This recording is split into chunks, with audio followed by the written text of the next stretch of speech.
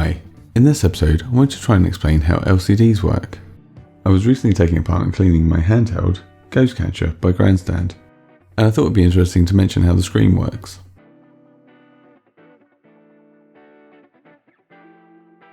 As you can see, the screen is made up of a number of parts.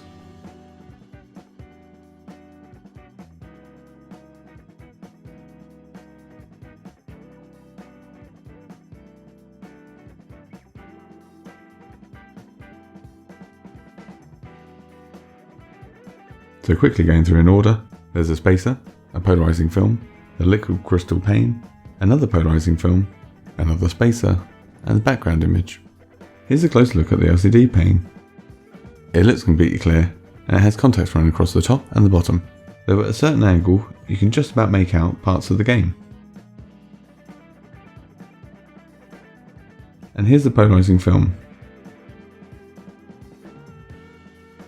When the second film is placed behind the first, it goes black and blocks out all the light, and if I turn it by 90 degrees, you'll see the light starts to come through until it becomes transparent.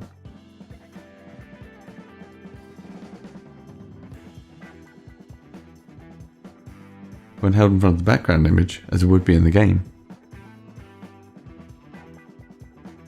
the second polarizing film blocks it out completely.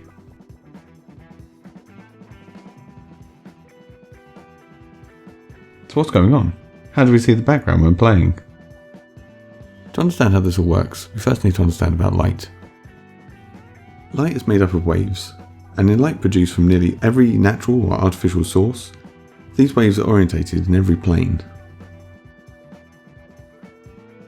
So now let's imagine a beam of light hitting a polarizer. As the light passes through, only the waves of the same orientation as the polarizer continue.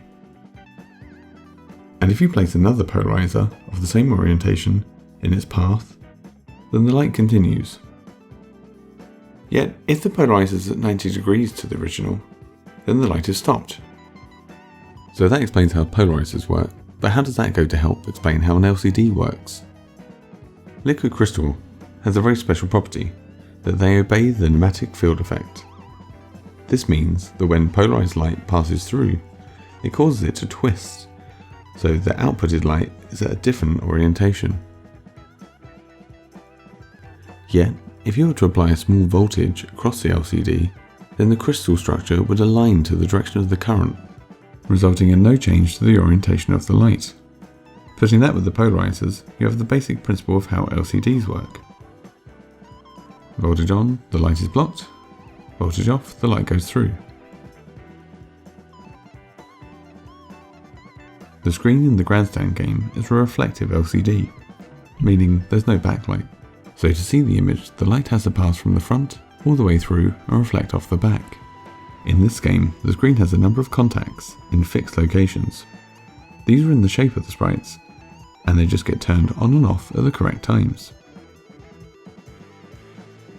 So when a voltage is applied, the light is blocked in that region, resulting in a black image, in this case a ghost. This can be seen in a simple numeric display, which is made up of a number of segments.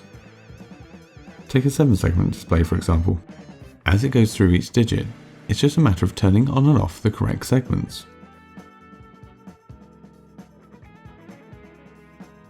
If you look at the right angle, you can see every possible position of a sprite.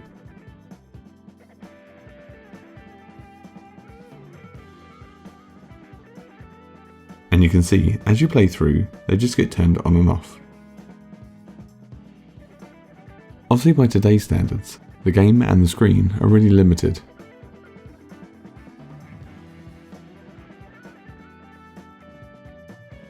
But, in spite of the limited technology, using a combination of clever tricks, like the intrinsic properties of an LCD, to using a full colour background image, which wasn't commonplace at the time, it made for an engaging game for a child of the 90s.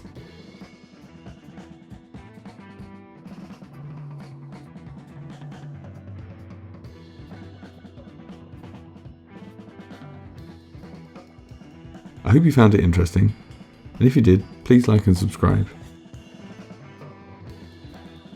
I hope to make more videos like this in the future, where I go through and try and explain how things work.